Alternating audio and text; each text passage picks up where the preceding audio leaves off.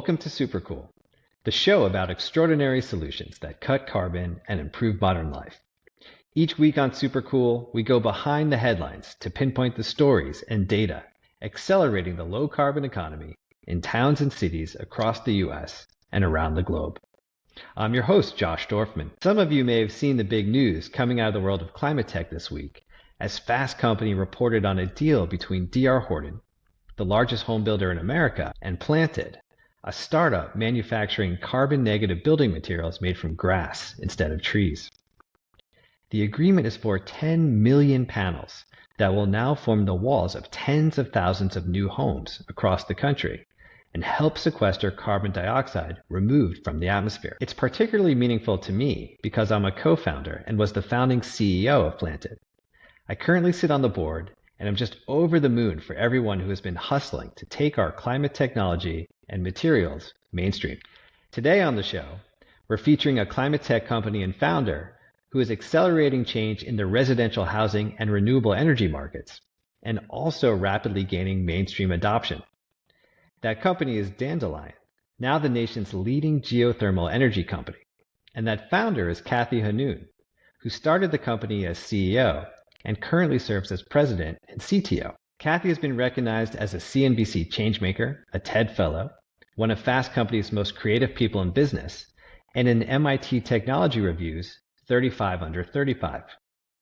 She holds engineering degrees from Stanford and spent the early part of her career at Google X, Alphabet's moonshot factory for world-changing ideas that could become massive businesses and solve some of the world's hardest problems. That's where Kathy first learned about the potential of geothermal energy to rapidly shift how we heat and cool our homes in America. Kathy spun Dandelion out of Google in 2017 and embarked on a path to make residential geothermal so easy for homeowners to say yes to because it's simple to install, cheaper than current options for home heating and cooling, and drop-dead simple to operate. So simple, you never even know it's there, except that you're now saving more money. Essentially, she had to take an unwieldy, bespoke technology that requires running tubes hundreds of feet below ground and give it a laparoscopic, unobtrusive, surgical makeover that doesn't tear up front lawns, and then invent a new heat pump called the Dandelion Geo, now by far the most efficient on the market, that could seamlessly be installed in almost any old home in America and work no matter the state of the dated ductwork and electrical system. Dandelion has figured all of this out to make tapping into the heat below our homes as simple as picking a new home appliance.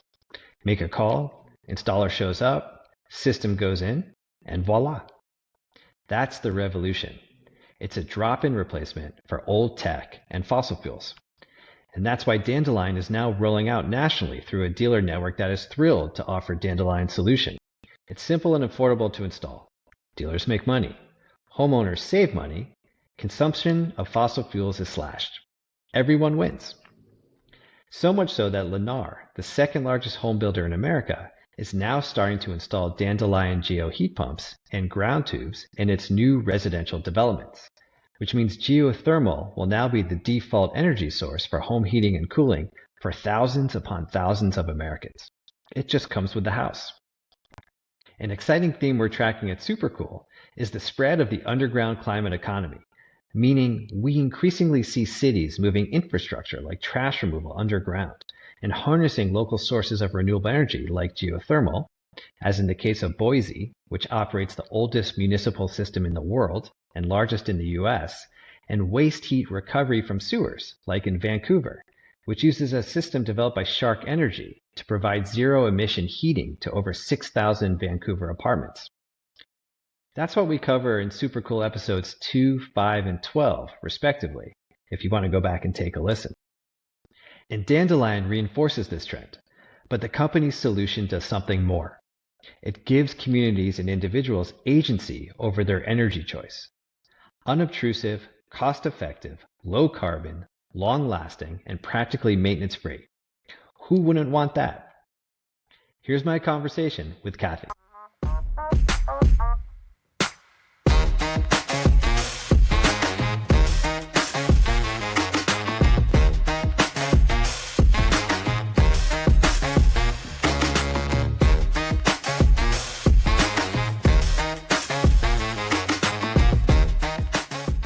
Kathy, one of the things that I really wanted to get into with you, and I think is a good starting point for this conversation, is your approach to innovation. Dandelion has iterated in this innovation path along its mission to make geothermal readily available, affordable, a very easy and attractive decision for homeowners to make.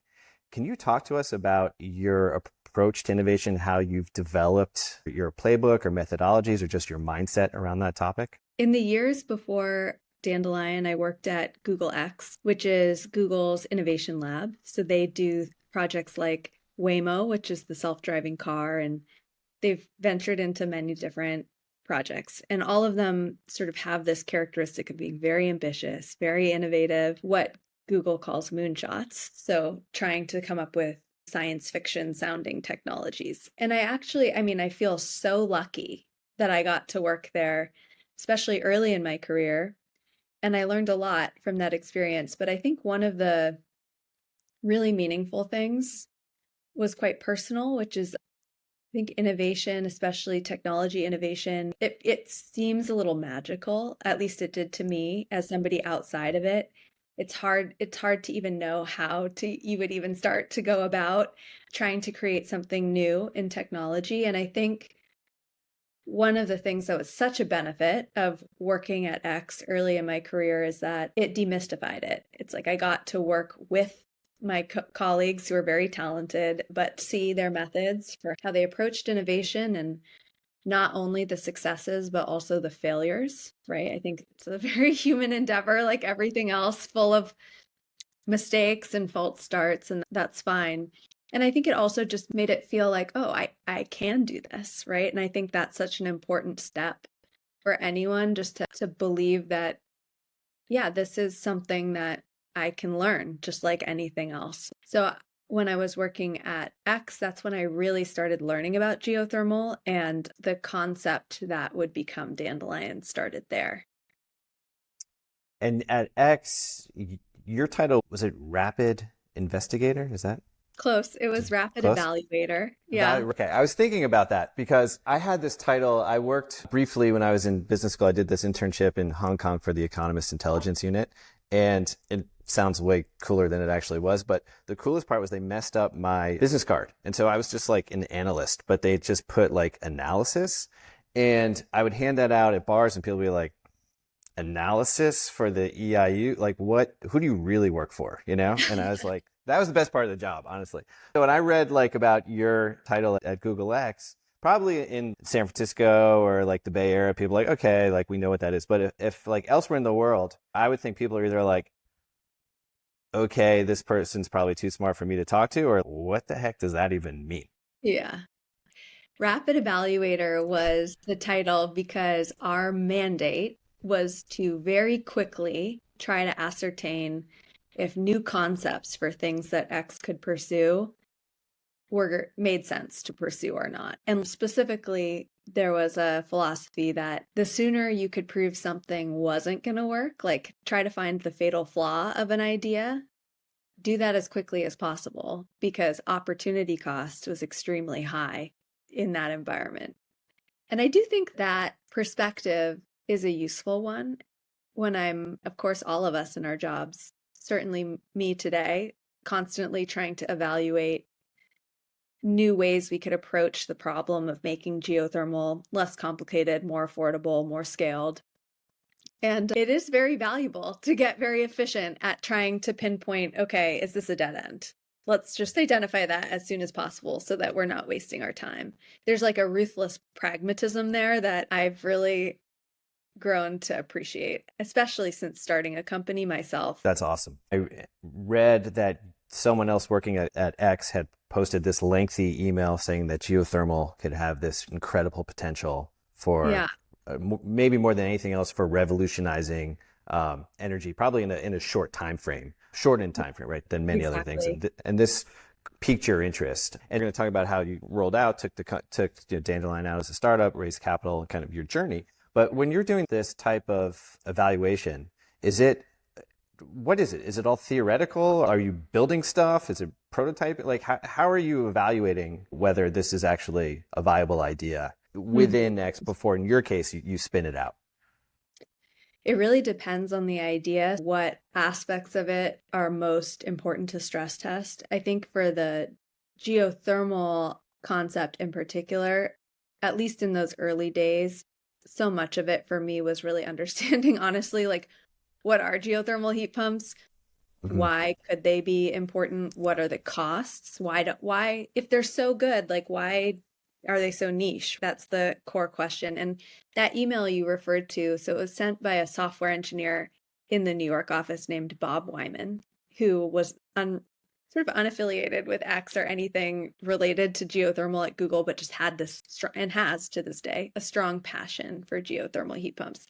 And he made this case that geothermal heat pumps were the number one product or technology that could really revolutionize the US energy system, which was, it caught my attention because I had never heard anyone say that. But to boil it down, his rationale was if you look at what defines the grid in terms of how much generating capacity we have, how much transmission and distribution capacity we need to both make electricity and get it everywhere, heating and cooling play a huge role in that, because many of us have heard summer peaks when everyone's air conditioning at the same time.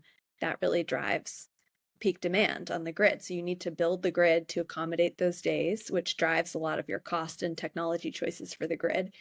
And then as we electrify heating, which we'll have to do to get to our lower carbon future, that same thing will start to happen in the winter. And the nice thing about geothermal is because you're exchanging heat with the earth, which doesn't change temperature with the seasons, you dramatically reduce those peaks. So not only do geothermal heat pumps allow you to electrify heating and cooling, but cooling's mostly already electrified, you're also doing that in a way that actually helps the grid a lot become more efficient. And that is very unique. You're just going to avoid billions of dollars in transmission and distribution costs by doing it this way. So that was his concept. And so a lot of the early evaluation was like really doing research and a lot of desk work, but also talking to contractors in market who are installing these systems too. We also tested some drilling technologies as well. So there's a mix of things to really understand the state of the industry and what was holding it back. Okay, that makes sense. Okay, so let's just talk about Dandelion for a minute, and then we'll peel back and get into some of the history. But what I really like about Dandelion, and we'll talk about the Geo, the new heat pump, is and I think this goes to the way you talk about innovation, is this relentless pursuit of figuring out how do we make this system more affordable? How do we make it more convenient? How do we make geothermal viable? What do we need to do with cost to make a consumer or an installer now, right? Because you're coming back to that model, get excited about this. And then what do we need to do for the installer or the end customer to make this so like drop dead simple that it almost just feels to the end customer just like a drop-in replacement for what they have today, right? I don't actually have to do anything. And to get to that, like you've had to just do 1,000 iterations on that formula. And some of those were massive breakthroughs, right? Getting to this new heat pump, which I'm sure has been in the making for a long time, is a massive breakthrough. But I kind of want to go back, if you can talk us through, maybe just start with, okay, how does the system work in running these tubes? Because down underground, because when I think of geothermal, just as a homeowner, someone who's interested either in technology or interested in sustainability or both, I would think for most of America today, even aside from early adopters, I would be thinking, yeah, I would love it. It's sure, it's great, but I don't want giant machinery tearing up my yard. It's probably like really expensive. I don't know if I can trust the installer, like that's as a homeowner, right? There's all these sort of perceptions of just like geothermal in general. And like certainly we'll talk about heat pumps, but first of all, you got to get the energy out of the ground. And you really spend a lot of time thinking about like, how do we do this in a way that's actually going to work for almost anyone if they're in the right place for a geothermal system, but the tubes aren't going to be a limiting factor. And we're going to overcome either customer perception, and we're actually going to go build a better mousetrap to get this energy out of the ground. Can we start there? Can you talk about that? Yeah, just to set the table, what a geothermal system consists of is, as you said, you drill a hole. It's about 4 to 6 inches in diameter, but it's 300 to 500 feet deep. A deep but fairly narrow hole is drilled in the yard. And then ground loops, so these pipes that you're referring to, are placed into the hole after it's drilled. It's actually two pipes that are connected at the bottom by what's called a U-bend, and that's exactly what it is. It's just the pipes are connected. So the water can go down one end, turn a sharp corner, and then come right back up in parallel. So that's put in the hole. Then the hole is filled with grout, which is like a cement almost, but it's a material used to fill the hole so there's no air, because air is an insulator, so it would prevent heat from being exchanged if there was air. So you don't want there to be air. So you dig a trench from the hole you just drilled into the house, and you lay down a horizontal section of ground loop so you can connect that piping into the house. Typically, a furnace is in the basement. It's not always in the basement, but let's say it is. You would then take out the furnace and put this geothermal heat pump in its place, which honestly looks like a furnace. It's a box. And that heat pump connects to the home's distribution system. And by that, I mean like ductwork or radiators. It just depends. And that's what this system consists of. Even from my description alone, I'm sure many people can appreciate the complexity, right? You need so many different trades to do this. You need somebody to drill that hole. You need to make a trench. And then you need an HVAC installer.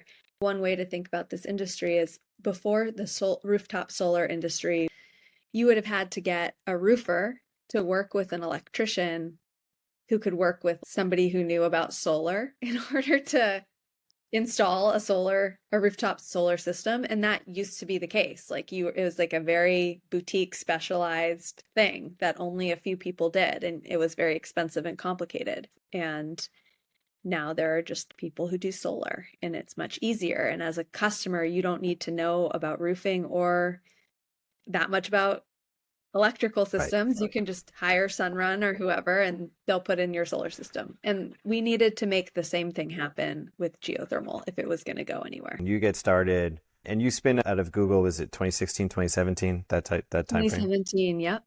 Okay. So geothermal is a beloved technology by those who know about it, but most people really don't know about it. Certainly didn't know about it 8 years ago. And you see an opportunity to build it up, bring it mainstream, really build a big business around this kind of core climate technology. But the reason why I brought up kind of these tubes is because I do think, like, for anyone who starts looking into it, they just start scratching their head. Yeah. And they're like, how am I going to get this for my house? Or they read about a different type of startup, like Form Energy, or someone who's doing like massive geothermal systems with almost like oil and gas type tech, right? Like massive, right? Yeah. And this is like very different. And so when I think about this come from a consumer adoption lens, like that's the first thing that comes up for me is, how would you even do this? Totally. Well, thanks for bringing it back to the ground loops. If you wanted to point to one thing that distinguishes geothermal from every other heating and cooling technology, it really is those ground loops, right? So there are a few geothermal drillers in this country, but there are not many. And even at the very beginning of Dandelion, our very first half year that we existed in 2017, we quickly signed up more customers than there were drillers available to serve them like easily. And it's not that this isn't that many customers, right? I say that not to illustrate our sales prowess, but more to illustrate that's a real obstacle to find somebody to put in your ground loops. And water well drillers do sometimes put in geothermal. It's a similar installation. But the challenge is that a lot of our customers that were early adopters for geothermal lived in very suburban neighborhoods where the homes have manicured lawns and they're close together. And drilling is a messy business. There's water, there's mud. You're drilling 300 to 500 feet into the earth in somebody's yard. And the rigs themselves are very large. They're often mounted on these large trucks that don't even fit in a lot of yards. And so this was like the first huge obstacle that we just slammed into right from the beginning. And to make a long story short, I'm going to say it and it's going to sound simple, but describing was literally years of dead ends and trying different things and lots of pain. But eventually we went and made this very fateful trip to Sweden. And Sweden is the country in the world that has the highest penetration of geothermal heating and cooling technology. And a lot of homes have it already. It's like a very well-developed industry there. We just saw how they were doing it. Over the half century or more that they've been installing Geo at scale, they've come up with this system of very small, lightweight rigs, very nimble, much smaller than what we were using. They're track mounted, which just means that they do a lot less surface damage to the yard than a wheel would. They're much smaller, so they can actually fit very easily into almost all yards, but most yards for sure. And then they have a system of auxiliary equipment, like a specialized dumpster that you can connect the rig to funnel all the cuttings, which is just a euphemism for the rock and mud and water that comes out of the hole. You can just funnel it into this dumpster. And they have this whole optimized logistical network of the trucks that you use to be able to move the dumpster and the rig from house to house, which is actually a huge part of the cost. So one thing that's not obvious is like, it's not the cost of being at the house and making the hole. It's the cost of owning all of this expensive equipment and having to move it from house to house efficiently. So anyway, the Swedes have really like thought about this for many decades and done a great job.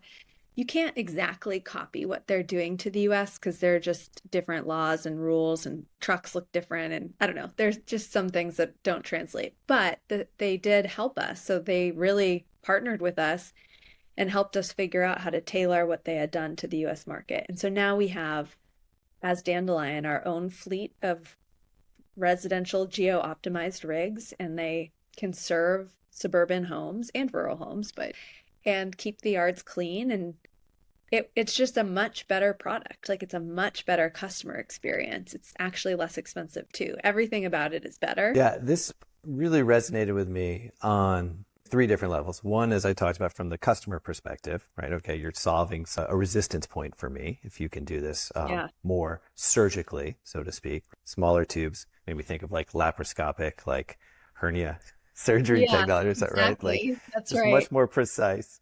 That was one.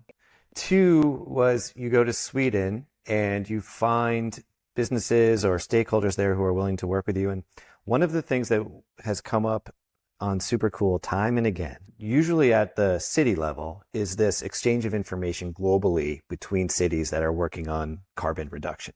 I think it's really powerful. I don't think it's fully appreciated how important that is for getting our whole civilization to move faster. But this was the first time, what you just mentioned about Dandelion, when I was thinking about your company, I hadn't heard of a company, certainly not a startup, but I haven't really heard of many companies around climate tech have this sort of knowledge exchange, sharing, and really learn from another country and then bring that back home and be able to, learn and adapt and innovate to do something in home base. And I just find that awesome. That's almost like one of the things that we think is super cool, right? Just that rapid exchange. So that's 2.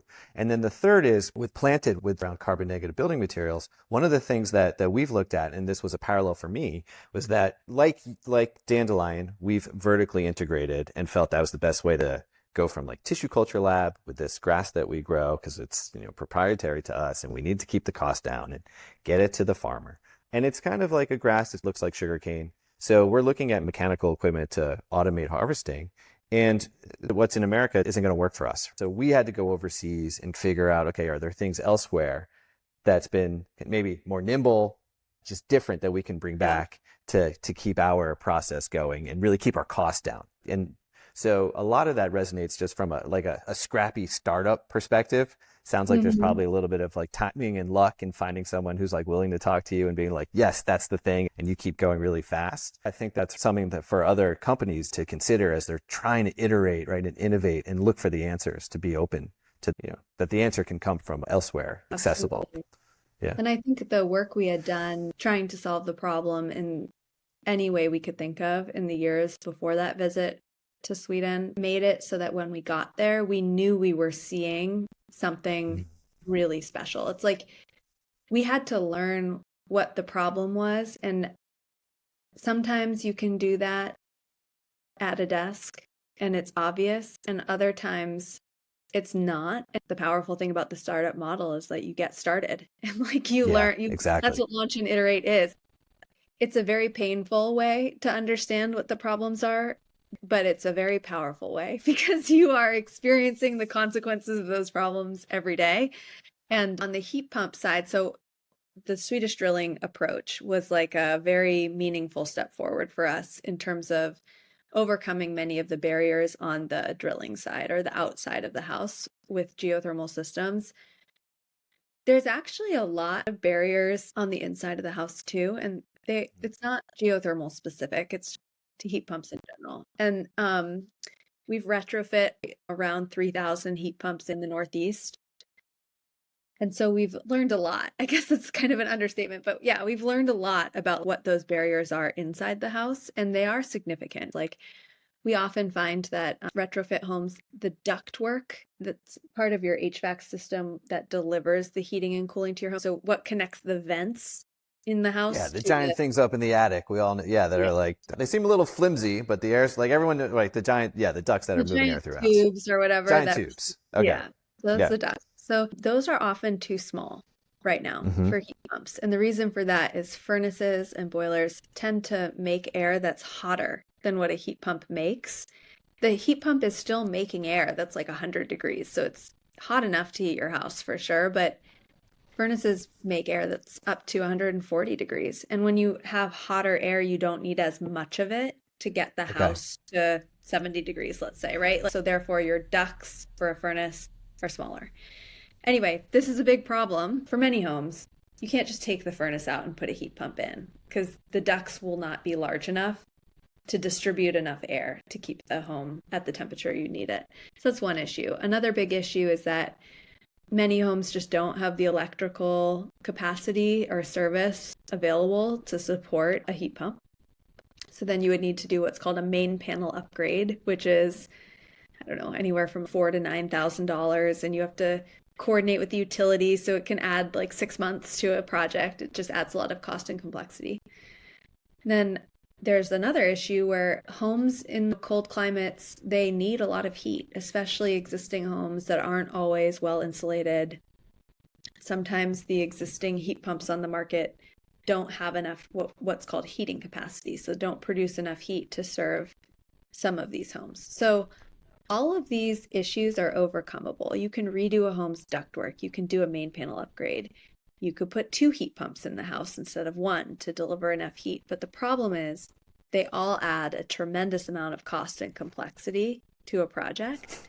Right. And many homeowners aren't interested in changing their entire house in order to move from a furnace to a heat pump. So what we've done is we've created a heat pump called the Dandelion Geo, but good name. Yeah. we specifically created it to sidestep or overcome those huge obstacles that tend to add a lot of cost. So the heat pump can produce 120 degree Fahrenheit air, which is hot enough that you rarely have to touch the ductwork. It will work. The electrical system of the heat pump is designed to require less than half of the electrical service of a typical heat pump. So you're much less likely to trigger the need for a main panel upgrade. And it produces more heat than any other heat pump on the market today. So you're much more likely to be able to satisfy the heating requirements of a home with 1 unit, which again, it's like much less costly than the 2 units. So you said, and it produces that really high efficiency. Is that also what enables the electric panel to not have to be replaced because it's so efficient? So 2 types of heat pumps, air source, which are more common, but that's where you just have a heat pump that exchanges heat with the air. You have a compressor outside, like a central air conditioner, but it can also do heating.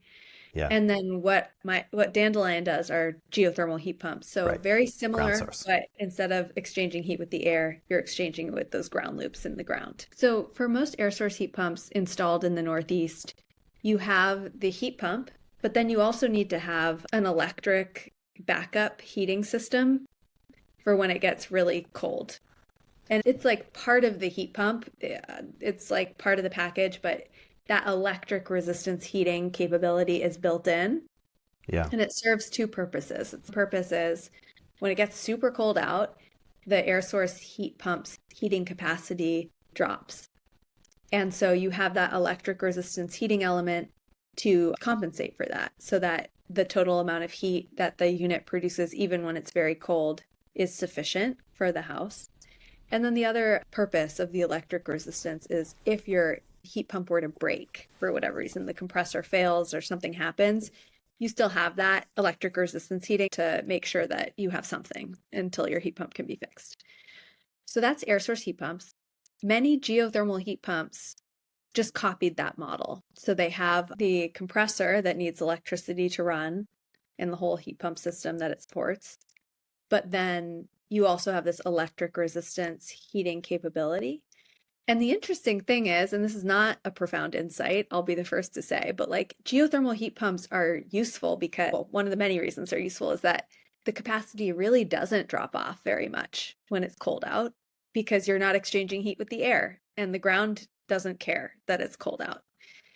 So it's still nice to have electric resistance there in case the heat pump fails for some reason, but you don't need that large amount of electric resistance heating to be there just when it's cold out.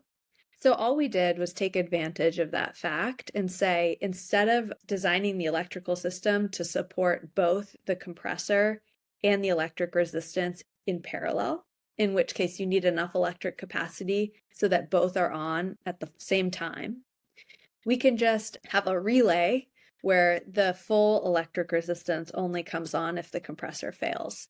So there will never be a moment where you have both on at the same time. It's just not necessary for this technology. So again, quite simple, but profound impact because you end up needing less than half the capacity and you're not losing functionality that's meaningful. We talked about the ground loops, innovating outside the house. We're talking about what Dandelion's doing inside the house. And what you're doing inside the house, I just love it. You've had thousands of customers, you're having impact, and along the way you say, gosh, if we can just figure out these really like solvable problems, but tricky, right? So that we can take this technology into any old home. And we certainly have a lot of, old home inventory in America, and make it work with the ductwork, make it work with the way that electric's set up in the house, and just basically all the stuff in the background, right, that you need to do as a company that the consumer's never going to know about because they don't care, right? They're like, is it going to work at the price I'm willing to pay?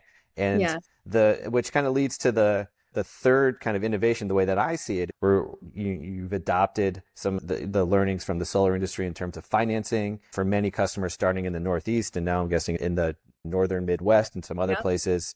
The economics work. If you've got heating oil or propane or gas, whatever, there's expensive home heating. You're going to save money on the financing, right, on your monthly payment, right? Is that right? Exactly. Yes. So if you have a fuel oil or propane, even if your furnace or boiler is perfectly good, and you decide to just proactively replace it with geothermal, you'll still come out ahead because the cost to run it is so much lower that you can pay for the system over time if it's financed, and the cost of paying it back plus the cost that you spend to run it is still less than just purely the cost of operating your fuel oil or propane system. For natural gas, because gas prices are so much lower, it makes a lot of financial sense to buy geothermal if you were going to have to buy a natural gas furnace. So it's like you come out ahead if you were going to have to spend that money on the furnace. It's harder to proactively replace for gas in many markets because even though the cost of operating the geothermal system is lower, it's not as dramatically lower as it is for fuel oil and propane. So a lot of our natural gas customers are people who know, hey, my gas system is getting really old. Instead of paying to replace it, I'll just buy geothermal. And in that case, it's a great financial decision. Okay. So you've got technology improvements, economics make sense for many, many customers. You've got the tailwinds of federal tax credits, rebates, incentives from certain utilities, states, just a lot of things that are helping to drive down the price.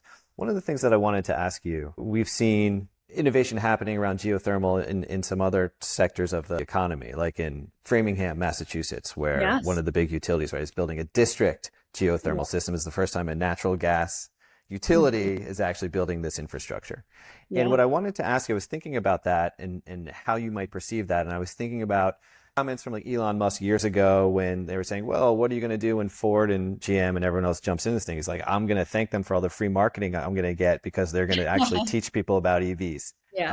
How do you look at these types of developments in other areas of geothermal and what that may mean for Dandelion and what you're hoping to accomplish? Yeah, I feel similarly in that geothermal in any form is welcome. And I think for Framingham in particular, and what we call thermal energy networks, so the model that they're using there is the utility installs the ground loop, and it's a shared ground loop that many buildings connect to, like a gas network, but actually just distributing thermal heat through water. I think they're going to need a retrofit optimized heat pump, right? They will install that ground loop, and then they're going to have a lot of old buildings that were designed for furnaces and boilers that need to connect to it.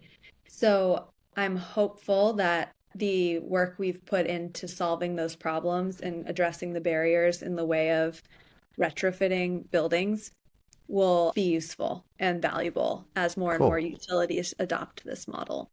Cool. That's awesome. Yeah, I didn't quite think about that. Okay, so now that you have the Dandelion Geo, the heat pump, it actually opens up all these other doors for all different types of customers, right? A big utility building a city. Okay, so let's talk about where Dandelion is today in terms of geographic availability, the markets that you serve, because we've talked about the retrofit market. You're also moving into markets for new homes. It's very exciting. So you're now rolling out nationally or expanding nationally. What's involved in all of that? Who are your partners? How do you make this happen? We have two major markets we're going after, as you mentioned. So we're selling geothermal to multifamily developers and single family home builders nationally.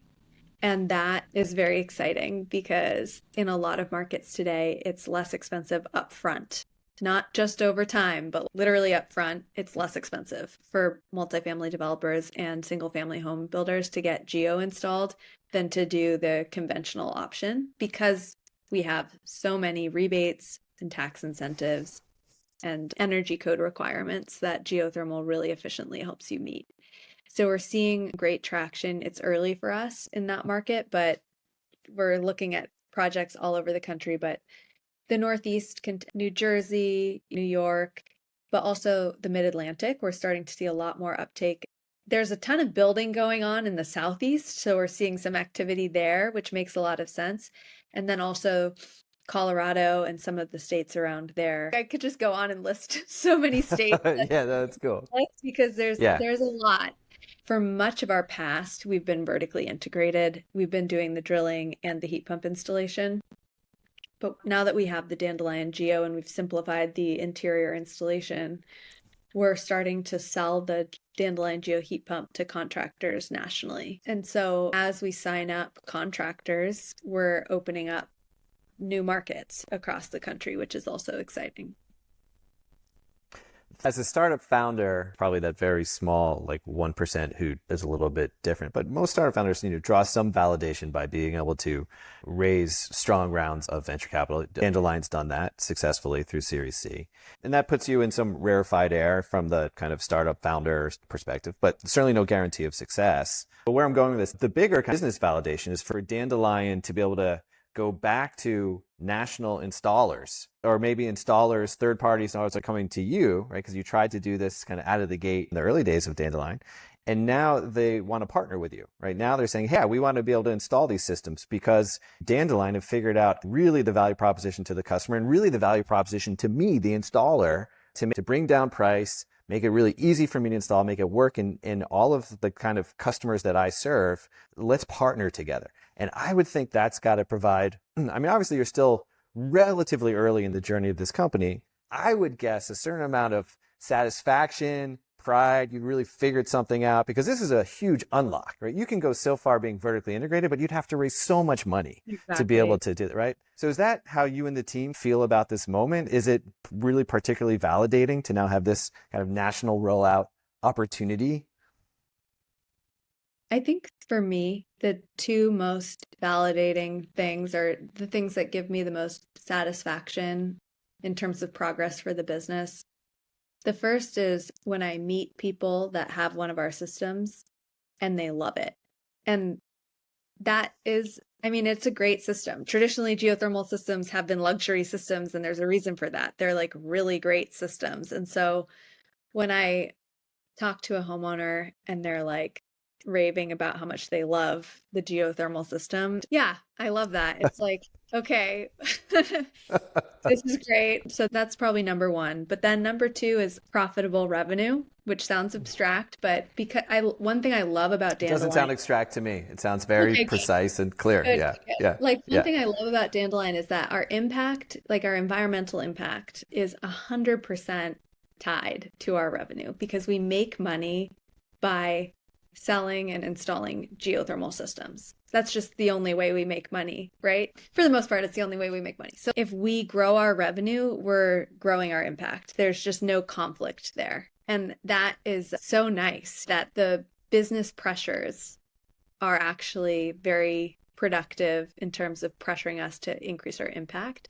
And I say obviously profitable revenue because that's what makes the business, if you can generate profitable revenue, then you'll attract investment and then you'll increase your impact and it will be a virtuous cycle.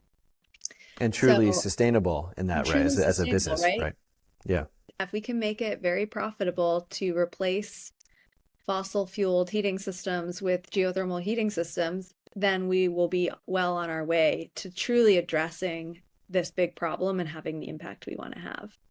And I And think in business model, it's a very exciting and clear path to dramatically growing profitable revenue because, as you said, it's just much easier to grow when you have a model that is national instead of regional, and then also doesn't require us to set up all the infrastructure for growth, but instead partner with those that are already doing work on the ground in various markets across the country. yeah, I love that. It makes complete sense. So you're talking about kind of profitability and very quantitatively saying, hey, if we're profitable, we grow the company, impact's directly tied to growing the impact in the company. What metrics do you look at, or how do you measure impact? Is it by like per home carbon removed? It's interesting. In the design process, we look at what size system do they need. The process that we use to understand what to sell to somebody tells us all the information we need about how much fuel they were burning before, and then what we're replacing with emissions-free geothermal system. So we actually can quantify pretty accurately what our carbon impact is, how many tons of CO2 haven't been emitted because people have switched to geothermal. So that's probably the number one way that we would quantify our impact. Then you aggregate that over your customer base and you get a very clear sense of what is Dandelion's impact That's on the right. And challenge. because once you install, those ground loops are warranted for 50 years and they're going to last basically as long as the building they serve. And once you have geothermal, it is the lowest cost way of doing heating and cooling. And again, it's like traditionally a luxury system. Once we switch a home to geo, that home will be geo. It's like very unlikely the home will switch back. So it feels satisfying to me in that sense too, where we'll have the first year impact where it's like, how much did they not emit this year? But then our impacts compound because every year that follows, the first home we ever did, that's still not emitting the carbon they would have been if we hadn't done it. Every year the impact grows. Well, Kathy, thank you very much for coming on Supercool and sharing your story and your journey. We wish you continued success. It's just fantastic. Thanks so much, Josh.